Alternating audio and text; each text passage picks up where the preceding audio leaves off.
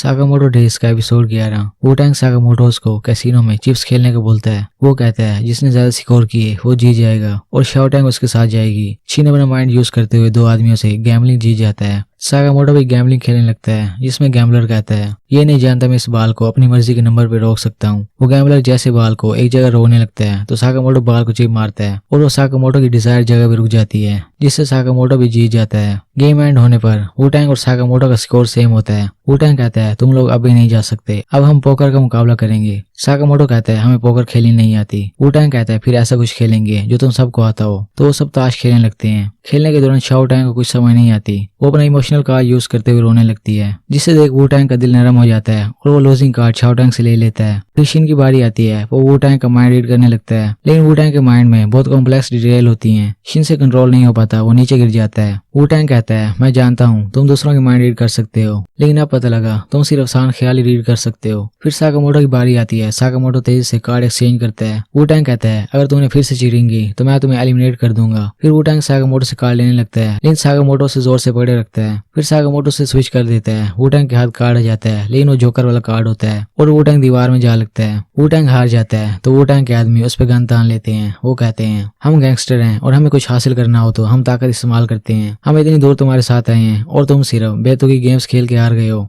Sakamoto वू-टैंग से कहता है शाओ-टैंग को इम्प्रेस करने के लिए तुम्हारे पास यही मौका है। वू-टैंग कहता है मुझे मत सिखाओ मुझे क्या करना है। फिर वू-टैंग बताता है मुझे पता था मेरे लोग मेरे खिलाफ हो जाएंगे इसलिए मैंने इनकी गन में एक्सप्लोजिव मटेरियल भर दिया। किसी ने भी अपनी गन चलाई तो उसके हाथ में फट जाएगी जिससे सुन सभी आदमी रुक जाते हैं। वू-टैंग साकामोटो से कहता है इनके हथियार अब बेकार हैं, अगला काम तुम्हारा है। फिर साकामोटो और शाओ-टैंग मिलकर सारे आदमियों को ढेर कर देते हैं। वू-टैंग आखिरी आदमी पे गोलियां चलाता है और बताता है कि गैम्बलर का सबसे बड़ा मूव झूठ बोलना है। मैंने गन्स के बारे झूठ बोला। फिर वू-टैंग शाओ-टैंग से कहता है तुम आजाद हो बिकॉज मैं तुम्हें प्रोटेक्ट करने में फेल हो गया। साकामोटो कहता है कौन फेल और कौन पास हुआ ये बात की बात है लेकिन मैं तुम्हारी किसी को प्रोटेक्ट करने की फीलिंग समझ सकता हूँ। इसके बाद वू-टैंग साकामोटो स्टोर में सबसे कहता है कि डील के अकॉर्डिंग अब मैं तुम्हें बताता हूँ तुम्हारे सर वो बाउंड्री किसने रखी। वो बताता है सलर नामी एक बंदा है जो लोगों को मार के एक्स लिख जाता है, उसने रखी। साकामोटो और उसकी टीम मुंह बना लेते हैं। वो कहते हैं तुमने इस बेकार से इन्फॉर्मेशन के लिए हमारे साथ मुकाबला किया, ये तुम्हें पता थी। वू-टैंग बताता है ये ही नहीं, साउथ ईस्ट के एक प्रिजन में 4 लोगों को बुरी तरह से मार दिया गया और वहाँ एक्स लिखा हुआ था। चिन कहता है मतलब ये सलर ने किया होगा। वू-टैंग बताता है नहीं, उन 4 लोगों की मौत